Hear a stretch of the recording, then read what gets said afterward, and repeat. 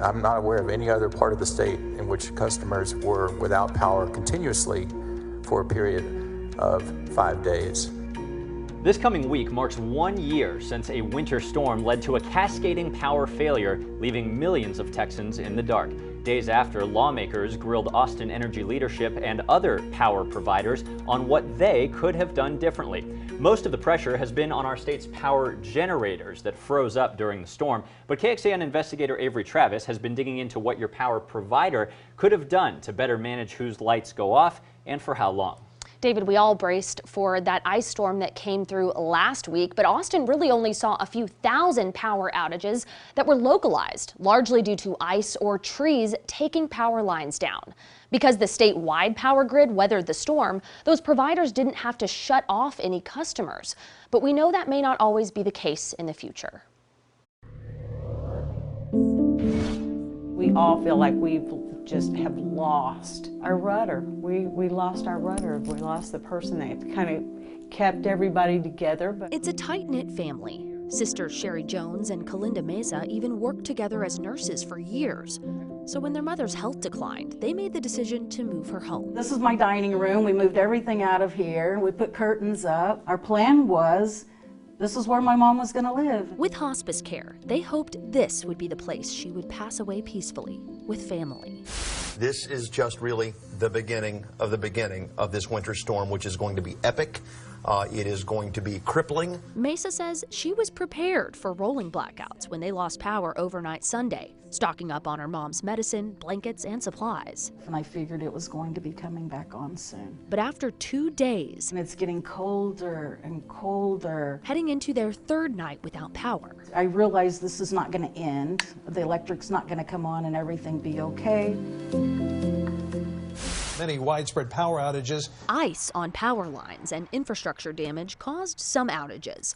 But when natural gas wells and power plants froze up, the state grid operator forced power providers, like Austin Energy, to start manually shutting their customers off. Austin Energy prioritizes keeping the lights on at locations they've designated critical infrastructure. That's hospitals, 911 centers, the airport, water treatment plants, and consequently, any of the nearby homes and businesses that share those circuits. For example, because of how interconnected the downtown network is, Austin Energy says it couldn't shut off power to empty downtown office buildings without cutting power to essential government and emergency facilities, of which the capital city has more than other places in the state. On top of that, to protect against a total grid failure, a designated number of other circuits are required to stay on.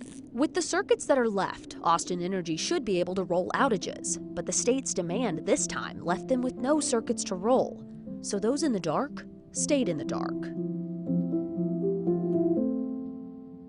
The next morning, Mesa lifted the blankets she'd piled on her mom and her medical equipment. And I could see that my mom had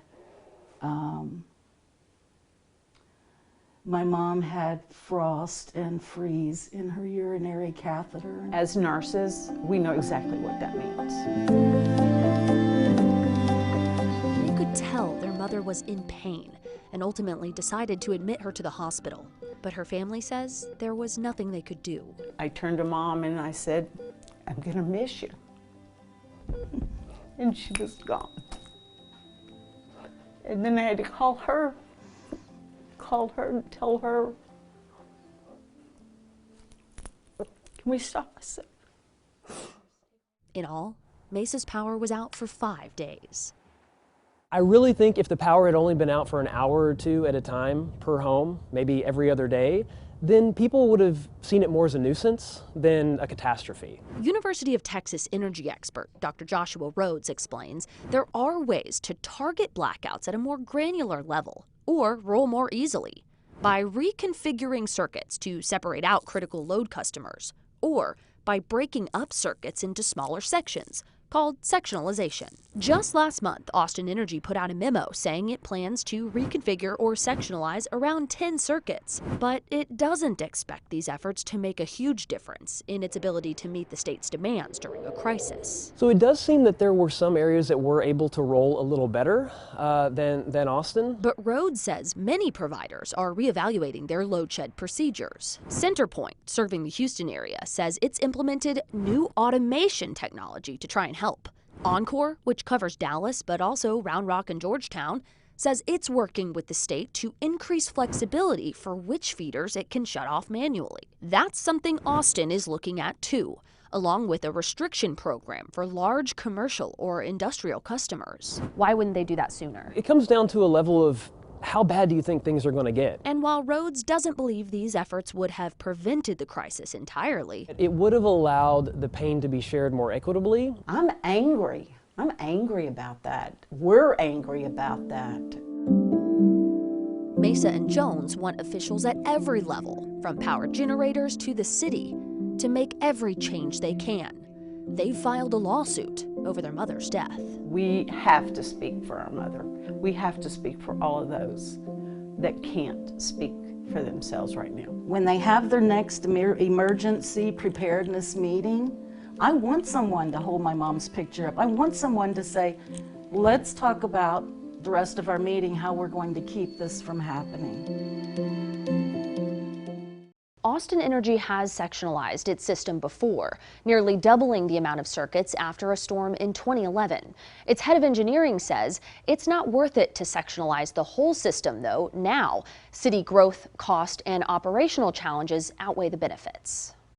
The critical customers are spread more evenly throughout the circuits, so maybe what yielded benefits after the 2011 storm is not yielding so much as the area continues to grow and be more compact. Austin Energy says it's confident in the circuits that it has chosen and in that voluntary power reduction program for its larger customers. But tomorrow night after the Olympics, we talk to researchers who are looking at outages going house by house or building by building. Avery, thank you so much. By the way, the city would not comment on the lawsuit Avery mentioned. ERCOT, who's also named in the lawsuit, has asked the higher courts to merge the dozens of lawsuits filed against it to keep everything in one court. More details now on this story on the investigative section of KXAN.com.